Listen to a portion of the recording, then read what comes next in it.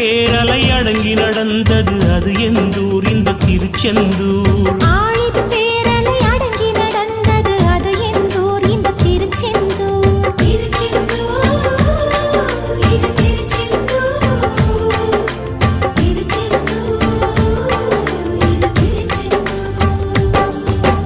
நீலக்கடல் அலைகள் நிரம்பத்தாலாட்டும் திருச்செந்தூர் இது திருச்செந்தூர்.